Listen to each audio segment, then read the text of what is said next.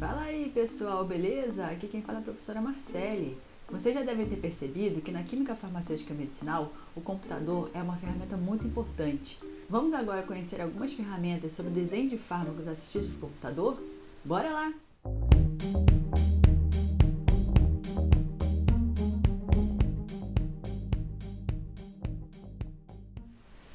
É fácil compreender como o uso de estratégias in silico como bioinformática, modelagem molecular e inteligência artificial aumentou significativamente nas últimas décadas.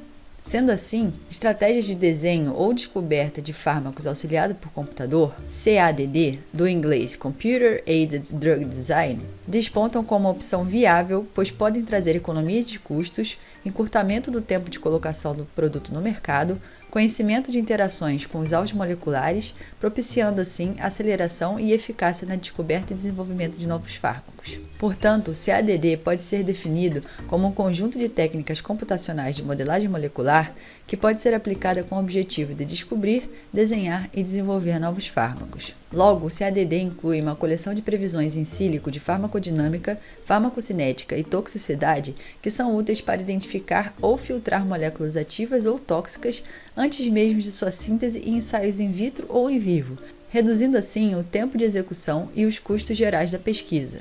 Por isso, o CADD é muito útil tanto para identificação como para a otimização de substâncias líderes. Dentre as diversas técnicas que podem ser aplicadas em CADD, pode-se adotar dois tipos de abordagem. A primeira é dita como abordagem direta, ou seja, baseada na estrutura do alvo molecular, SBDD, do inglês Structure Based Drug Design, ou seja, é baseada na estrutura de uma macromolécula. Portanto, esses métodos são utilizados para caracterização de sítios de ligação, elucidação do mecanismo de ação de moléculas ativas em nível molecular e avaliação da cinética e termodinâmica envolvida no processo de reconhecimento ligante-alvo. A segunda é denominada indireta, pois é baseada na estrutura de possíveis ligantes, LBDD, Ligand Based Drug Design, ou seja, é baseada na estrutura de pequenas moléculas, ditas ligantes. Logo, esses métodos se baseiam nas informações das estruturas químicas de um conjunto de ligantes com atividade biológica conhecida. Um dos principais objetivos desse método é identificar compostos bioativos ou melhorar a atividade de moléculas ativas. Vamos ver agora alguns exemplos de métodos que se enquadram em cada uma dessas abordagens, começando pelos métodos SBDD, como o docking molecular, a criação de modelos farmacofóricos, métodos de desenho de novo e triagem baseada em fragmentos, sendo que além desses existem muitos outros.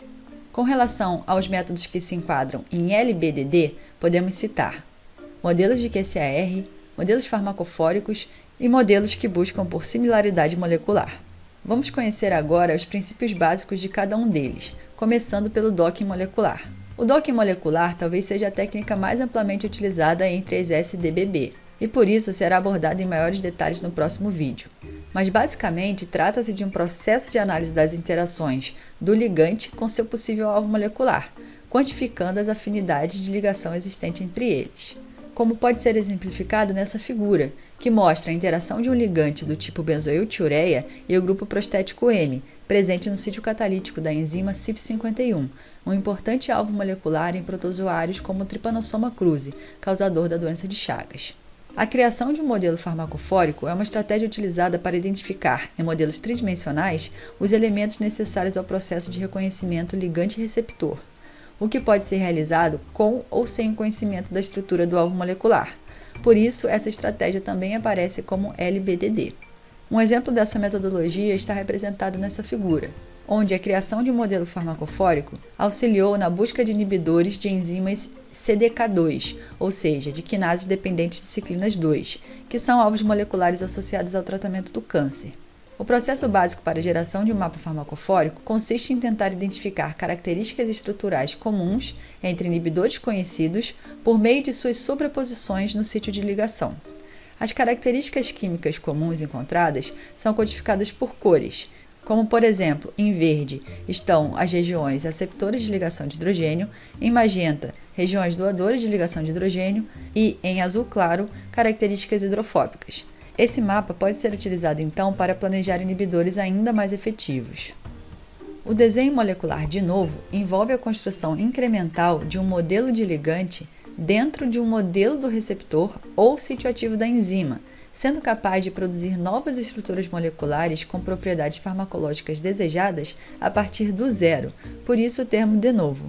Um exemplo de como funciona esse método pode ser exemplificado na seguinte figura, onde um inibidor do receptor FKBP12, que está associado a diversas condições patológicas, como doenças de Parkinson e Alzheimer, foi projetado com base em um modelo de domínio de ligação desse receptor, destacado em vermelho. Depois, os sítios de interação foram identificados e indicados por pontos azuis, características hidrofóbicas, verdes, doadores de ligação de hidrogênio, e em vermelho, aceptores de ligação de hidrogênio, como destacado em azul.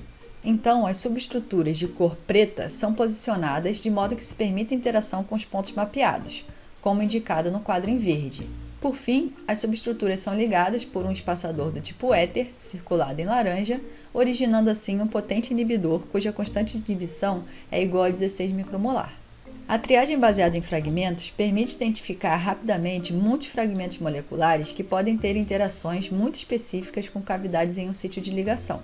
Os fragmentos são posteriormente conectados a ligantes com o objetivo final de gerar pequenas moléculas que devem ser sinteticamente viáveis. Essa técnica geralmente começa com a triagem de uma biblioteca de compostos relativamente pequena, constituída de substâncias de baixo peso molecular, de 150 a 250 Daltons, chamados de fragmentos.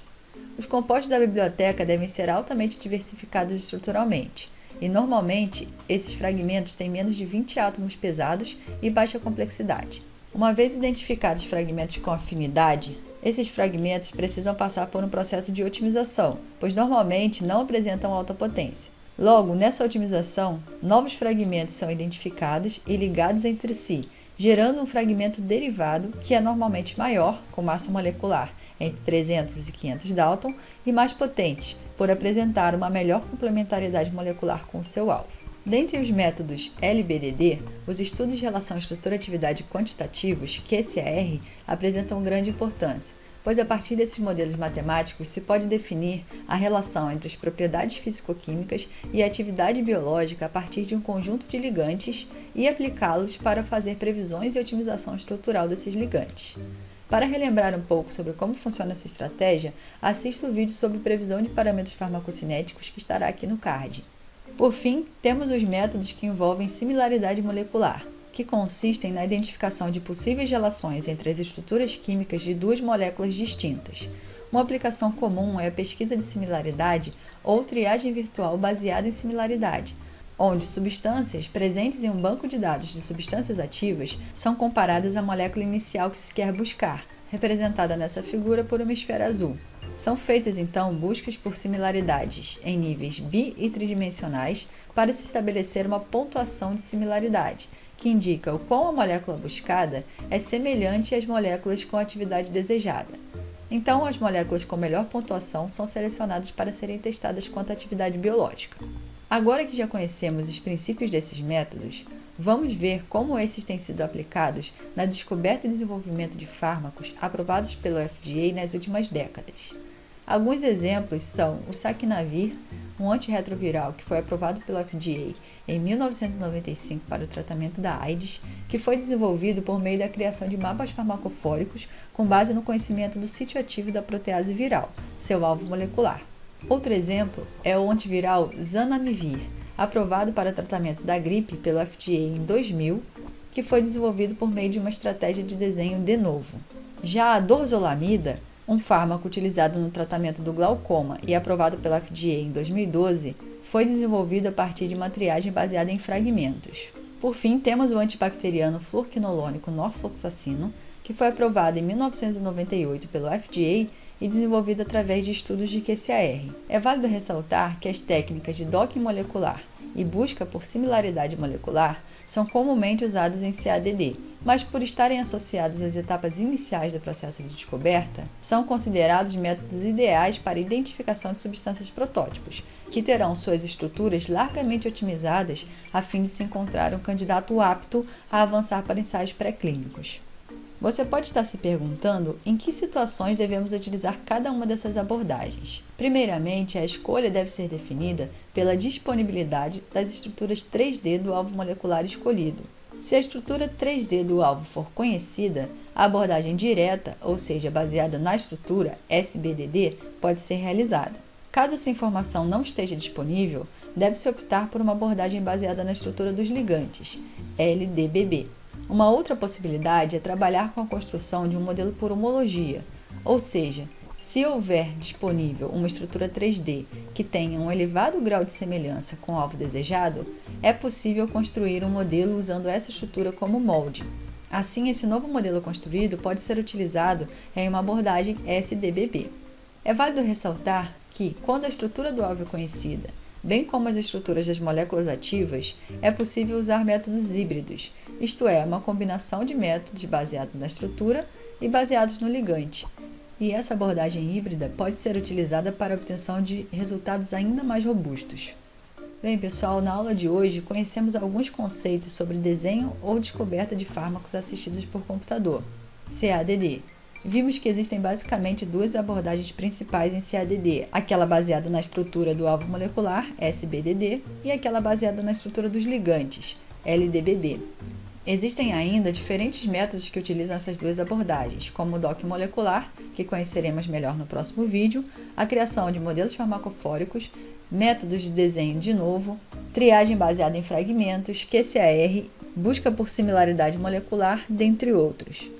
Foi também possível observar que, com o desenvolvimento computacional das últimas décadas, os métodos de CADD têm sido extensivamente utilizados nos programas de descoberta e desenvolvimento de fármacos, facilitando esse processo em tempo e custo, o que contribuiu para a aprovação de vários fármacos nas últimas décadas. Bem, pessoal, por enquanto é isso. Espero que vocês tenham gostado e até mais.